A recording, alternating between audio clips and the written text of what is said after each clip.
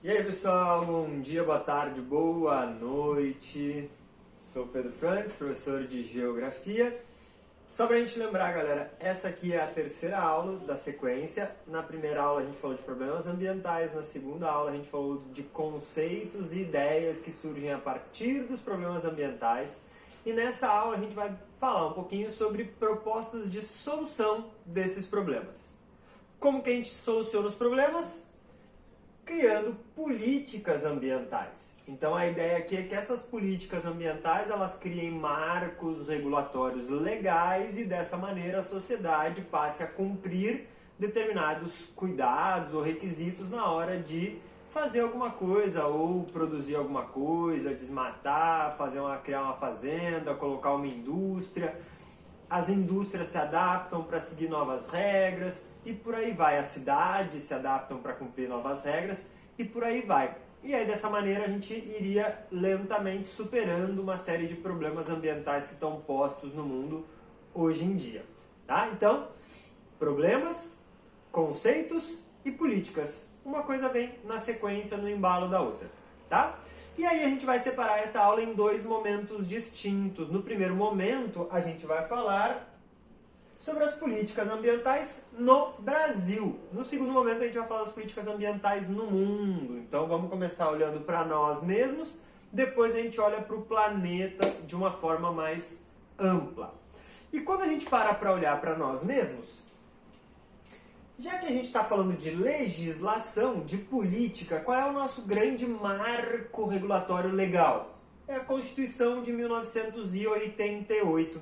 Então, lá em 1988 teve uma Constituinte no final do período militar, e aí nessa lógica da redemocratização brasileira se construiu uma nova Constituição. E essa nova Constituição ela vai abarcar debates que já vinham acontecendo e dentre esses debates vinculados à questão ambiental.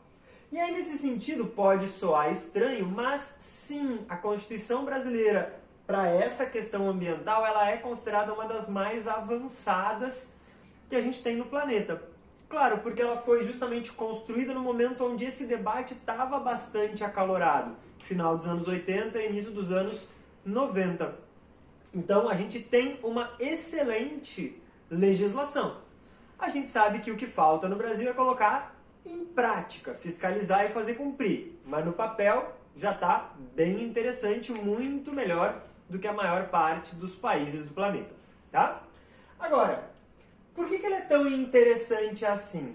Porque ela vai trazer uma ideia fundamental, que é a ideia de que o ambiente ou a natureza, o cuidado com ela é uma obrigação de todos e todas. Todos e todas no Brasil são responsáveis pela qualidade ambiental dos ecossistemas brasileiros. E se todos e todas são responsáveis, a gente vai prezar pelo desenvolvimento sustentável na Constituição. Então a Constituição ela vai falar que a gente tem sim que se desenvolver economicamente. Mas a gente tem que fazer escolhas que nos levem no sentido de um desenvolvimento sustentável. Aí é o que eu estava falando, né? No papel tá lindo, na prática a gente sabe que tá longe. Mas já é um início. E aí, pessoal, essa parte aqui, ó, ela é importante para dizer o quê? Ou para nos trazer qual reflexão? Se a gente vai ter aqui que prezar pelo desenvolvimento sustentável. Que a gente vai ter uma lei de crimes ambientais. E essa lei de crimes ambientais, que é de 98, então ela é uma regulação do que a Constituição está dizendo, ela vai trazer a possibilidade de aplicação de leis severas, de controle e criação de leis severas, e caso essas leis sejam descumpridas, se estabeleçam multas como forma de punição para aquelas pessoas que não agirem de acordo com a premissa do desenvolvimento sustentável. Tá no papel, basta fazer cumprir, tá? E aí, pessoal, a partir disso, então a gente começa a abrir algumas possibilidades. Dentro dessas possibilidades, a gente vai ter as políticas ambientais pautadas numa ideia de gestão territorial. Então a gente vai ter diferentes formas de gerir o território dependendo da característica deste território. Nesse sentido, a gente vai ter o Estado, por exemplo, nas suas áreas, nas áreas públicas, criando unidades de conservação. Áreas especialmente destinadas aos ecossistemas e à natureza. A gente vai ter também, para os agricultores e agricultoras, por exemplo, a necessidade da criação e da manutenção de reservas legais. Então, em áreas privadas, também tem que cumprir certas regras ambientais. Não é, porque é minha, eu faço o que eu quiser. Não, não é por aí. As leis têm que ser cumpridas por todos e todas. Então, agricultores, tem a questão da reserva legal. E, para as empresas, a gente vai ter, por exemplo, a necessidade da criação de leis para que, na hora de fazer uma determinada atividade econômica, seja feito um estudo para ver como essa atividade econômica vai impactar o ecossistema. E aí, a partir disso, esse empreendimento ele vai ter que se adaptar, ou então ele vai ter que buscar, medidas mitigatórias, ou seja, medidas para diminuir os eventuais impactos, medidas compensatórias. Eu vou estragar aqui, mas lá no outro lugar eu vou ajudar a preservar. Então, as empresas também vão ter que se adequar e auxiliar nesse processo. É como eu falei antes, todos e todas somos responsáveis pelos ecossistemas e pela natureza brasileira. Tá bom? E aí, a gente começa olhando então para a parte vinculada ao Estado. Uma das partes, na verdade, vinculadas ao Estado. Não dá tempo de abarcar tudo, né? Então a gente vai focar nesse momento nas unidades de conservação, as UCs. Unidades de conservação. O que são as unidades de conservação mesmo? São espaços naturais com alguma característica relevante. E como essa característica ela é relevante, ela merece um olhar cuidadoso e atento. Então aquele lugar não vai poder ser usado de qualquer jeito. A gente vai ter que ter um cuidado para garantir que essa natureza, que esse ecossistema tenha preservado a sua característica importante. Qual característica é essa? Aí vai depender, cada lugar vai ter um lugar. A gente já vai chegar nessa ideia. O Sistema Nacional de Unidades de Conservação, criado em 2000, o SNUC, o Sistema Nacional de Unidades de Conservação, ele vai regulamentar como que essas unidades vão atuar e quais são as características de cada um dos tipos de unidades de conservação. E dentro do SNUC a gente vai ter aquele debate que a gente conversou na aula anterior. De um lado a gente vai ter aquela vertente preservacionista e do outro lado a gente vai ter uma outra vertente que é o conservacionismo. Então, duas linhas teóricas que servem de embasamento para a criação de unidades de conservação. E essas duas ideias vão estar presentes. Como? A gente vai ter, pessoal, para trazer a ideia do preservacionismo, aquela galera que achava que a natureza não podia ser tocada, mexida, tinha que ser totalmente separada dos seres humanos, a gente vai ter a criação de unidades de proteção integral. Como o nome já fala, proteção integral, totalmente protegida. Para a galera que fala que não, que dá para mexer na natureza desde que cumprindo certas regras, cuidando ali para não bagunçar, para não estragar o ecossistema, a gente vai ter as unidades de uso sustentável. Pode usar, desde que seja de maneira sustentável, cuidadosa. Ok? E aí, quando a gente para olhar como que isso vai acontecer, a gente chega na ideia das categorias de unidades de conservação. Preservacionismo, conservacionismo e as suas particularidades, cuidando das características naturais relevantes que estão previstas lá no sistema de unidades de conservação. E aí vocês podem ver que tem vários tipos diferentes de unidades de conservação, cada uma delas focada numa determinada coisa. Vamos dar uma olhadinha aqui com calma nas unidades de proteção integral. Preservacionismo, não pode mexer em nada. Vale a pena ressaltar a reserva ecológica para manter os ecossistemas naturais intactos. Tem os parques nacionais, por exemplo, para preservar os ecossistemas de grande beleza cênica. Então não é só também a questão dos funcionamentos naturais, tem também a questão da beleza que está prevista aqui. E os monumentos naturais, que vão ter essa questão da beleza e sítios específicos. Se tem, por exemplo, lá uma cachoeira específica, se tem uma chapada específica, um morro específico. Então, a gente vai ter os monumentos naturais que vão ser preservados. Por outro lado, a gente vai ter as de uso sustentável. Pode usar com cuidado. Vale a pena destacar as áreas de proteção ambiental bem brandas aqui, dá para usar, produzir economicamente, desde que alguns cuidados sejam considerados, como por exemplo a diversidade biológica, a ocupação e uso dos recursos naturais. Pode usar? Pode, mas com calma, com cuidado. Floresta nacional, para a questão do uso sustentável da madeira. Então pode ter unidade de conservação, inclusive previsto o corte de madeira, desde que não seja desmatar tudo de uma vez só. Corte seletivo. Reserva extrativista. Muitos lugares no Brasil têm comunidades tradicionais morando que historicamente utilizam essas áreas. Essas comunidades podem continuar utilizando, cuidando, mantendo ali o ecossistema. E além de manter o ecossistema, também mantendo a sua cultura, porque a cultura dessas populações depende dessa interação com a natureza.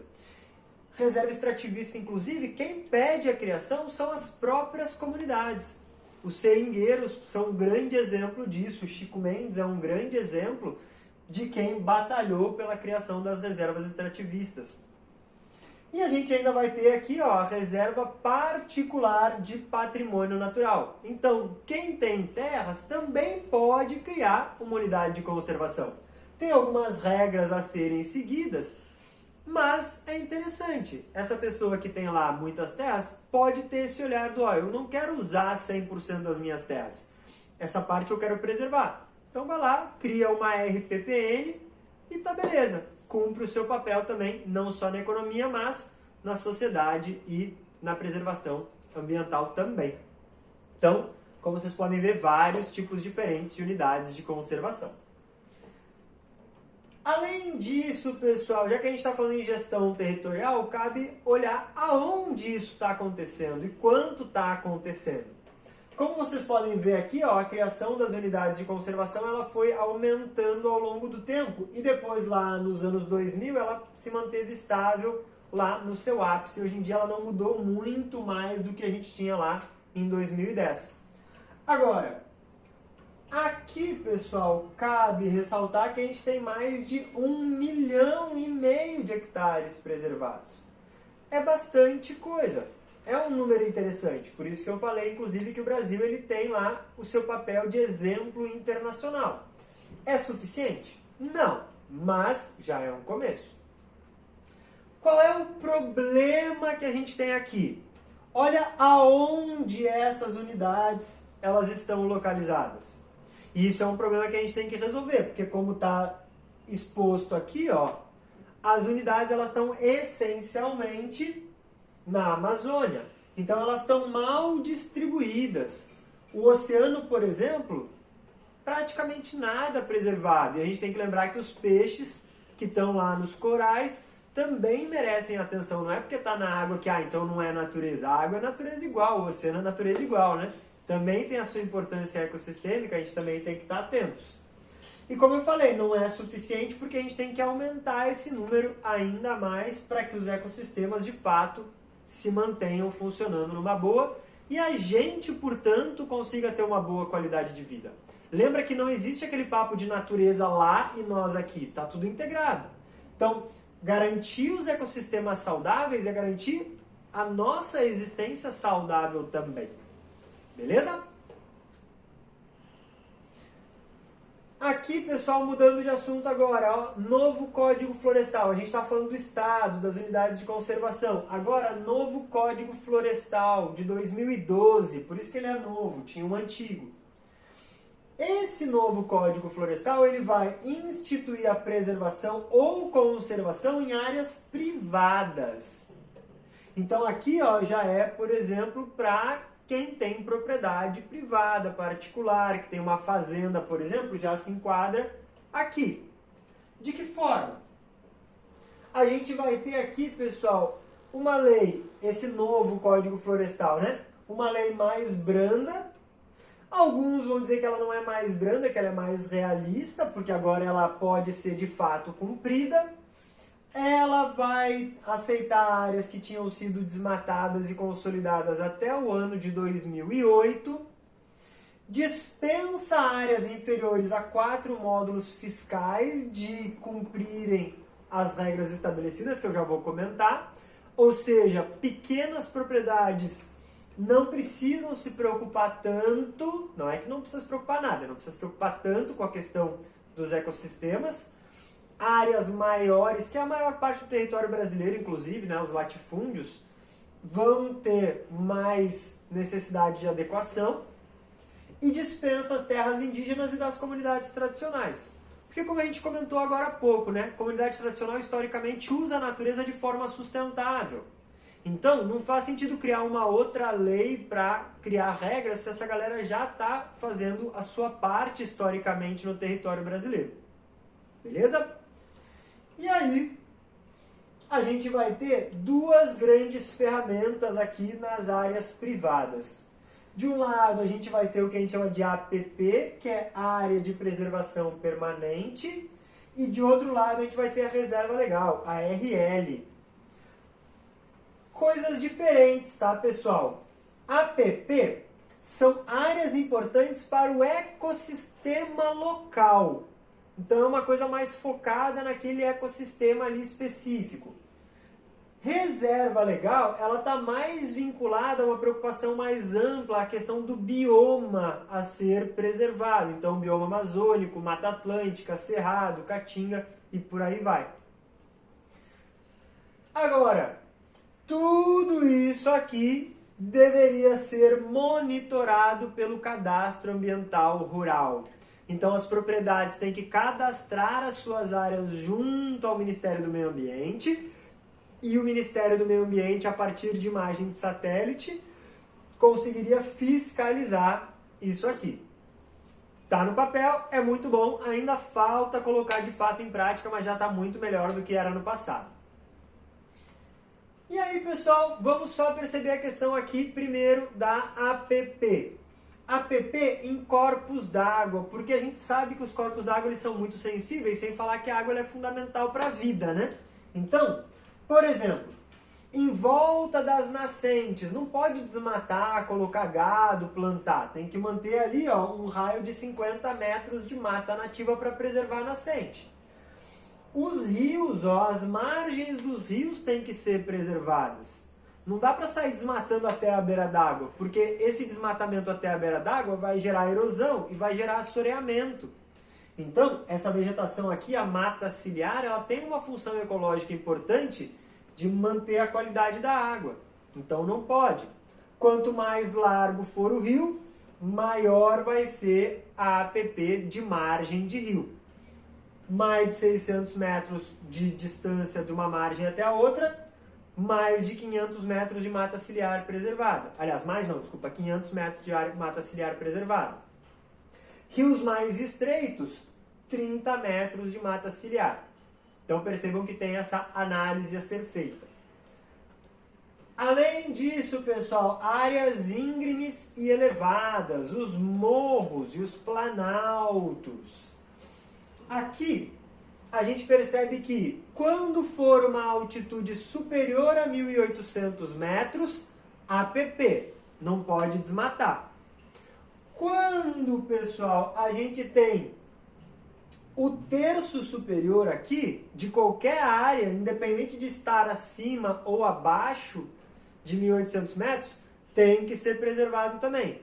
Porque se desmatar lá em cima, gera erosão. Então tem que preservar a parte superior. Se tiver acima de 1.800, tudo tem que ser preservado. Além disso, pessoal, se tiver uma grande declividade, tem que preservar. Porque lembra, áreas muito íngremes geram muita erosão, desbarrancamento, e aí vai gerar todo um problemão. Então, áreas com uma declividade maior do que 45 graus têm que estar preservadas. Declividade entre 25 e 45 graus. Pode até usar, mas não dá para sair desmatando de qualquer jeito. É um uso especial, com plantas que ajudem a proteger aquela declividade, ok? Também para evitar a erosão. Então percebam que áreas íngremes e altas têm um cuidado especial, assim como proximidade de corpos d'água. E a reserva legal ela vai variar por bioma brasileiro. Dependendo da região do Brasil, mais ou menos. Na região amazônica, no que a gente chama de Amazônia Legal, nos estados da Amazônia Legal, estados que contenham a Amazônia no seu território, aonde tiver floresta, 80% da propriedade é reserva legal. Pode desmatar 20, 80 fica em pé. Se for o estado da Amazônia Legal, mas estiver cerrado naquela região, pode desmatar 65 e preservar 35. Reserva legal de 35%. Se for campo, dentro dessas áreas aqui dos estados da Amazônia Legal, preserva 20 e pode utilizar 80% do território. Tá? Então, depende da cobertura vegetal e de onde tiver. No restante do Brasil, no restante dos biomas, pode utilizar 80%, mas tem que manter pelo menos 20%. Dessa forma, a ideia é manter pelo menos 20% dos biomas funcionando com a sua biodiversidade, com as suas espécies, os seus ciclos naturais adequados. Beleza? E disso vem algumas reflexões, porque volta e meia a gente ouve algumas bobagens por aí. Então, cuidado, pensa antes de falar. Ah, se nós estamos falando de reserva legal, principalmente aí uma discordância da galera da agricultura, então, o que é mais importante aqui? Vamos preservar a natureza ou vamos ter um desenvolvimento econômico? Galera, uma coisa não está dissociada da outra. Percebam que, por exemplo, para ter agricultura, tem que ter chuva. Para ter chuva, tem que ter floresta em pé. Evapotranspiração da floresta gera a chuva que vai irrigar as lavouras. Então, para ter desenvolvimento sustentável a médio e longo prazo, tem que manter as áreas preservadas. Uma coisa não está dissociada da outra. O que não dá para ter é uma visão imediatista. Desmata tudo, usa tudo, bom, aí vai ficar tudo pobre lá o solo, vai ter que abandonar aquela área para procurar outra. Isso também não é uma coisa nem inteligente, né? Então, uma coisa não está dissociada da outra. Ah, mas então a gente vai preservar a natureza e não vai produzir alimentos? Galera, não tem nada a ver uma coisa com a outra aqui. A gente consegue, utilizando as áreas que já foram desmatadas outras, produzir muito mais alimento do que de fato a gente consome. Então, basta a gente utilizar nossas áreas atualmente com inteligência, com tecnologia. E essa mesma reflexão vale para essa questão última aqui. Então, é possível produzir mais e preservar mais? Sim! Atualmente no Brasil, quase 80% da área agrícola é considerada pouco produtiva. Na prática, o que produz mesmo em grande quantidade é 20%. O resto é campo com meia dúzia de cabeça de gado. Então, galera, basta a gente ter maior utilização de tecnologia, basta a gente ter uma produção mais intensiva, que a gente consegue produzir mais e a gente conseguiria até ampliar a nossa área de preservação, pensando que preservar áreas, inclusive, auxilia no desenvolvimento. Então, uma coisa não está dissociada da outra. Lembra aquilo que a gente conversou. Proteção da natureza significa maior qualidade de vida e significa também ganhos econômicos, desenvolvimento sustentável a médio e longo prazo. É uma questão de inteligência e sobrevivência. Beleza? E falando em sobrevivência, recursos hídricos. A gente tem leis específicas para tratar da questão da água. Ah, mas Pedro, o Brasil tem a maior reserva de água doce do planeta, líquida. Sim, temos. Ah, então dá para usar de qualquer jeito? Não. Por quê? Porque aqui, pessoal, lembra que 80% dessa água em estado líquido está na Amazônia. Uma região que tem relativamente pouca gente. Na maior parte do território brasileiro não tem água sobrando. Ainda mais se a gente pensar que historicamente a gente fez um uso predatório, historicamente a gente tem uma má gestão da água. Então a gente está esgotando os nossos recursos hídricos, as nossas fontes de água. E sem água não tem vida, né? Então lembrem disso. E aí, pessoal, para colocar essa ideia em prática, a gente tem a Lei das Águas de 97, uma lei complementar. Aqui, pessoal, a Lei das Águas vai prever a criação da Agência Nacional das Águas, a ANA, que foi criada só em 2000. A Constituição de 88 já falava disso, mas só em 2000 veio, de fato, a começar a acontecer. Então as coisas elas são lentas também, né? E aí, a ANA ela vai ter como responsabilidade implementar a política dos recursos hídricos. Ela vai ser responsável por outorgar o direito de uso, ou seja, liberar para quem pode usar, para quem não pode usar e o quanto pode usar e eventualmente o quanto tem que pagar para usar. Avaliar a qualidade da água, porque não adianta só dizer, tem água, se a água está toda deteriorada, por exemplo, poluída, então tem que estar sempre avaliando para dizer se está boa ou não está boa. E criar os comitês de bacia hidrográfica. E aqui está uma ideia muito interessante. Quando a gente fala em comitê de bacia, pessoal, qual é a ideia aqui? A ideia parte de que a água ela é um recurso hídrico, ou seja, ela é fundamental para todas as atividades, desde a vida até questões econômicas. E tudo isso é importante, tem que ser levado em conta. Nesse sentido, a utilização de um não pode impedir a utilização de outro. A gente tem que chegar num consenso. E como que a gente chega num consenso? A partir de uma gestão democrática e participativa. Todos os interessados na utilização da água ou do recurso hídrico, então governo, sociedade civil, setores econômicos, vão participar, dialogar e discutir, para que a utilização de um não impeça a utilização de outro, para que o desejo de um não impeça a utilização do outro. E por aí vai. A ideia é ser democrático e participativo. Conciliar os diferentes objetivos e usos, a partir dessa ideia da democracia e da participação, entre essas três esferas da sociedade. E se eventualmente for cobrar pela utilização da água, é claro que quem usa mais ou quem polui mais tem que pagar mais. A responsabilidade é de todos, mas a responsabilidade não é igual para todos e para todas. Quem gera mais impacto arca com maiores responsabilidades. Beleza? Só que além da água e dos ecossistemas, cada vez mais na nossa sociedade a gente tem uma outra questão importante, que é a questão dos resíduos sólidos. Em outras palavras, o lixo.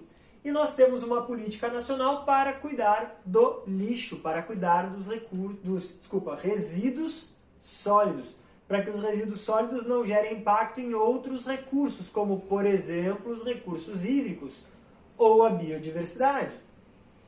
E aí, nesse sentido, o lixo ele pode ser um problema grande ou ele pode ser um problema gigantesco.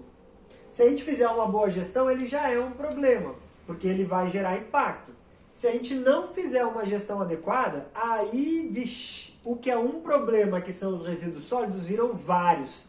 Contaminação do solo, da água, da biodiversidade, dos seres humanos, e por aí vai. Então, para evitar esse problemão todo, a lei vai falar de necessidade de uma correta gestão do lixo, então tem que ter um plano, uma organização de como cuidar disso, não é fazer de qualquer jeito. E esses planos eles têm que partir do governo. É responsabilidade das prefeituras cuidarem dos resíduos sólidos dos seus municípios. O governo vai ter que cuidar disso. Não é responsabilidade da população. A população ela tem corresponsabilidade, mas principalmente os governos, para fazer essa gestão, esse plano do que fazer com o resíduo sólido. E uma estratégia fundamental dentro dessa perspectiva é o que a gente chama de logística reversa. O que é logística reversa, pessoal? Quem gerou o resíduo tem responsabilidade sobre ele. Então, eu, como um consumidor, tenho responsabilidade sobre a garrafa plástica que eu gerei depois de tomar minha água. Mas a empresa que produziu a água e colocou dentro da garrafa também tem responsabilidade sobre essa garrafinha. Então não é só uma responsabilidade minha e uma responsabilidade do governo, é também da empresa. Se a empresa gerou originalmente o resíduo, ela vai ter que dar um jeito de recolher aquele resíduo e dar uma destinação correta para ele. Ou a partir de uma ação direta, ou a partir de planos vinculados a ONGs, ou vinculados inclusive ao próprio governo, bancando certas políticas. Quem gerou o problema, que cuide dele. E aí, pessoal, tudo isso para garantir um descarte correto, um descarte adequado desse resíduo. E quando a gente fala em descarte correto do resíduo, a gente está falando, primeira coisa, do fim do lixão, que a gente conversou nas outras aulas. Lixão gera um problemaço, polui água, polui solo, polui atmosfera, propaga doença, não pode. Aterro sanitário, uma área adequada, planejada para isso. Lixão não pode. Implementação dos aterros para justamente cuidar do problema. Não é esconder o problema jogando num lugar qualquer longe da vista. Não. Cuidando do problema. E para os aterros não ficarem sobrecarregados, incentivar a reciclagem. Incentivar todas aquelas coisas de repensar, reduzir, reutilizar e depois também, claro, reciclar. Ok? Responsabilidade de todos e todas aqui. Certo, pessoal? Então, no Brasil, esses são os pontos principais. Já voltamos para falar sobre o mundo.